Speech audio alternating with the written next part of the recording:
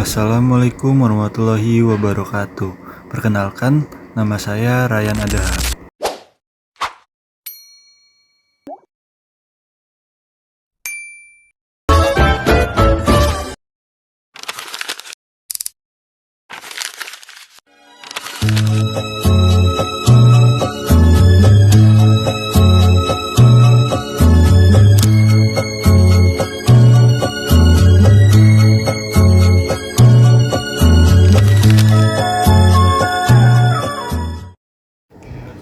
Nah, secara arsitektur, bangunan Keraton Kasepuhan memiliki gaya campuran antara Jawa, Islam, Hindu, dan Tionghoa. Dindingnya yang terbuat dari batu bata merah tanpa semen menunjukkan ciri khas bangunan klasik Jawa kuno. Ada apa aja sih di Museum Keraton Kasepuhan? Nah, selain itu, di dalam komplek keraton juga terdapat Museum Keraton Kasepuhan yang menyimpan berbagai peninggalan sejarah seperti kereta kencana Paksi Nagaliman, senjata pusaka, lukisan raja-raja Cirebon, keramik kuno, dan masih banyak benda-benda peninggalan lainnya seperti yang ada di video ini.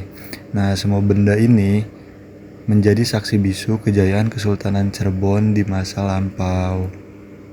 Di sini saya melakukan sedikit wawancara mengenai penjelasan singkat tentang Keraton Kasepuhan.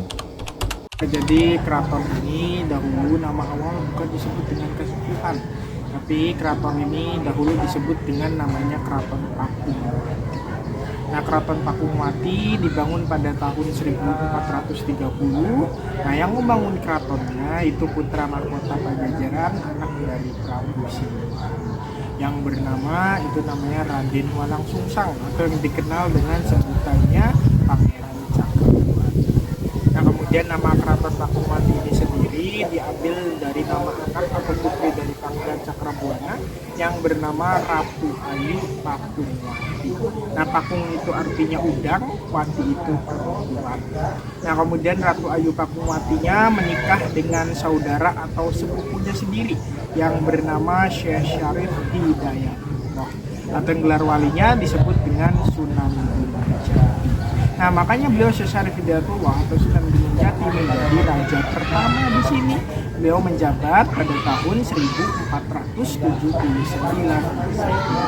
Nah, kemudian setelah Sunan Gunung Jati menjadi raja di sini, Sunan Gunung Jati memperluas keraton ini ke arah barat. Jadi ini semua perluasan diperluas oleh Sunan Gunung Jati pada tahun 1529. Nah, tapi setelah perluasan ini itu sangat-sangat disayangkan sekali. Tepatnya pada tahun 1678 itu Belanda menginvasi atau mengadu domba Keraton Pakungwati. Jadi pada saat itu kerajaannya dibagi menjadi dua kerajaan. Nah, kakak dan adik dua-duanya pada saat itu menjadi raja ataupun sultan. Nah, kakaknya tetap bertahta di sini di Keraton Pakungwati, baru diubah nama menjadi Keraton Kasepuhan. Diambil dari kata sepuh yang artinya tua sebagai kakaknya. Nah, kalau adiknya itu membangun keraton baru gak jauh dari sini 500 meter arah utara. Itu disebut dengan namanya Keraton Kanoman. Nah, itu diambil dari kata anom yang artinya muda sebagai ya, seperti itu sejarah singkat mengenai Keraton Kasepuhan Cirebon.